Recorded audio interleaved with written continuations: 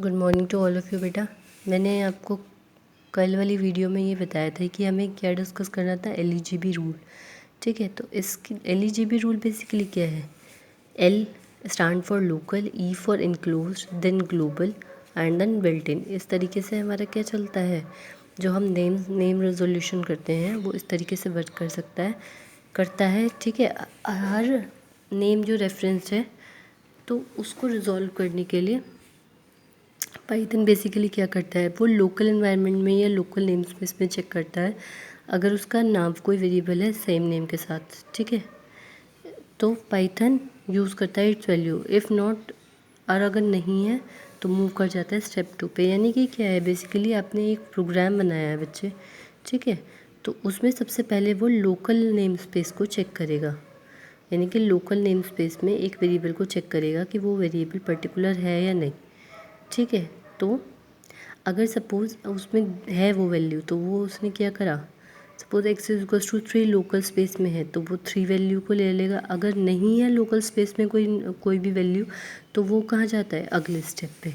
ठीक है, अगला स्टेप हमारा क्या है, अब जितने भी एनक्लोजिंग एनवायरनमेंट है, ठीक है, ये देखना है कि जितने एनक्लोजिंग एनवायरनमेंट का मतलब क्या है कि पाइथन यहाँ पर चेक करता है कि कोई वेरिएबल सेम नेम का तो नहीं है।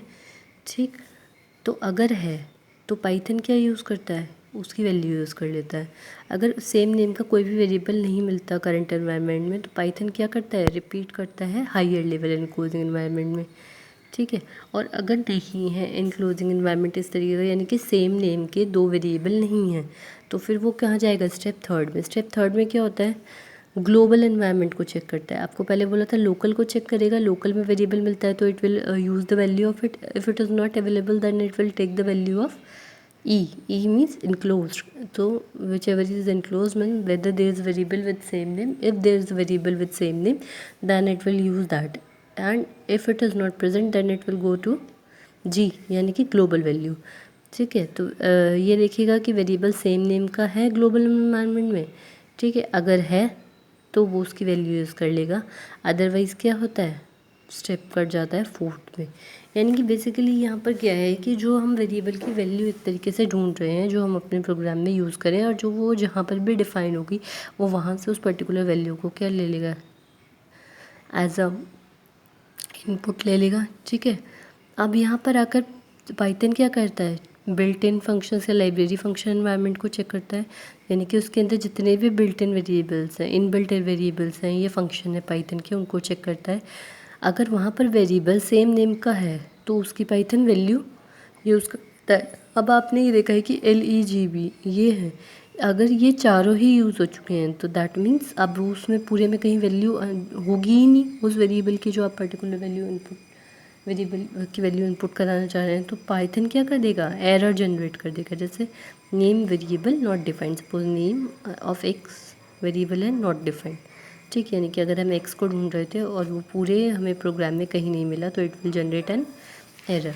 अब इसके साथ हम पढ़ते हैं मॉड्यूल अलाइजिंग।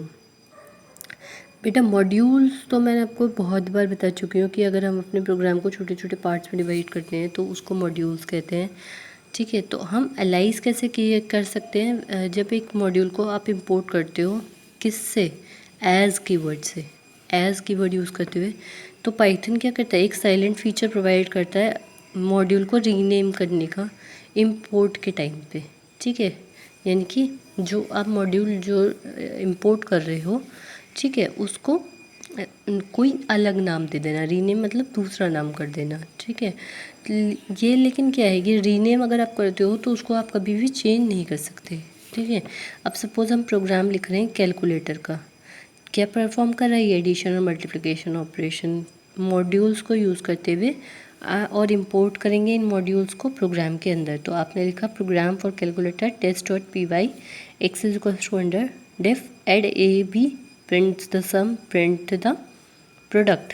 ठीक, अब आप प्रोग्राम की टेस्टिंग करेंगे, जैसे आपने बोला इंपोर्ट टेस्ट। अब यहाँ पर क्या करना था, हमें इंपोर्ट करने थे मॉड्यूल्स प्रोग्राम के अंदर, तो प्रिंट टेस्ट डॉट एक्स। ठीक है, टेस्ट डॉट क्या ले लिया, एक्स वेरिएबल ले लिया, टेस्ट डॉट ऐड। अब आपने यहाँ पर क्या करी, ऐड फंक्शन में वैल्यू दे दी 10 20, तो इसका आउटपुट क्या जनरेट होगा बेटा, टेस्ट डॉट एक्स का मतलब क्या है, जब ये एक्स वेरिएबल की वैल्यू टेस्ट करेगा तो सबसे पहले कहाँ बोला था कि लोकल में जाएगा, लोकल में इसने चेक करा, ठीक है, फिर ग्लोबल में चेक फ्लो, फिर इनक्लोज में, फिर ग्लोबल में, ठीक, और फिर बिल्ट इन फंक्शंस में। तो टेक्स की वैल्यू उसको मिल गई 100, तो इसने 100 आउटपुट दे दिया। फिर एडिशन फंक्शन था 10 + 20 30 हो गया, 10 × 20 200। तो इस तरीके से हमारा एक प्रोग्राम बनता है एक कैलकुलेटर का, ठीक। अगर हम उस प्रोग्राम को मॉडिफाई करना चाहते हैं अलाइज नेम देते हुए, फॉल्स नेम देते हुए, ठीक है, मॉड्यूल टेस्ट के लिए, तो हम क्या करेंगे कि जो हमने टेस्ट मॉड्यूल लिया था उसको हम किस तरीके से नाम दे दिया हमने एम, ठीक है। तो प्रिंट क्या बोलेंगे अब आप, टेस्ट डॉट एक्स बोल रहे थे फिर पहले, यहाँ पर टेस्ट डॉट एक्स बोल रहे थे, राइट। तो अब आप उस चीज़ को क्योंकि अब हम क्या बोल रहे हैं कि हम मॉड्यूल अलाइजिंग कर रहे हैं, मॉड्यूल अलाइजिंग मतलब मॉड्यूल को एक रीनेम कर देना।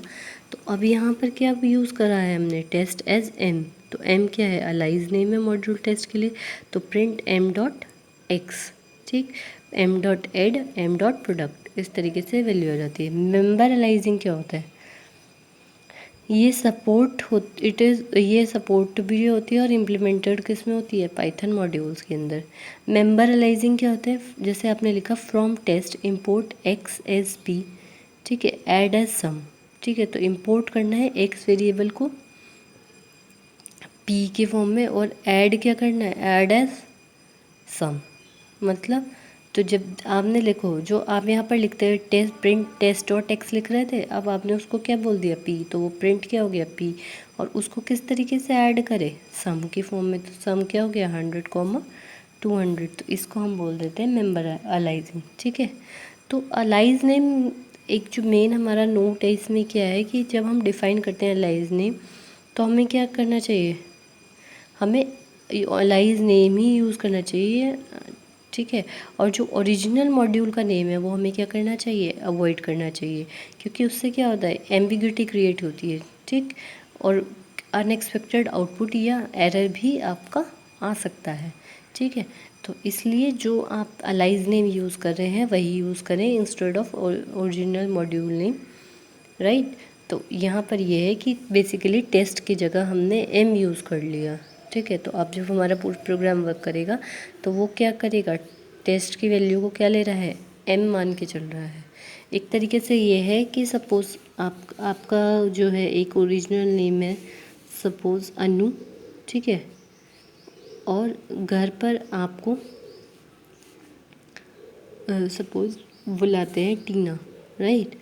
तो अब क्या है, आप उसको ही टीना जो नाम है उसी को यूज़ करते चलें, यानी कि आपको जो एक रीनेमिंग दी गई है उसी को पूरे प्रोग्राम में यूज़ करें, उसको कभी भी चेंज ना करें, ओरिजिनल मॉड्यूल को यूज़ ना करें। उससे क्या हो जाएगा, आपका अनएक्सपेक्टेड एरर या फिर अनएक्सपेक्टेड आउटपुट आ सकता है, ठीक है। ये हमारी थी मेंबर एनालाइजिंग, बाकी नेक्स्ट टॉपिक हम अगली क्लास में पढ़ेंगे। हैव अ गुड डे, अपना ध्यान रखो, सेफ रहो और अच्छे से पढ़ाई करते रहो बेटा, टेक केयर।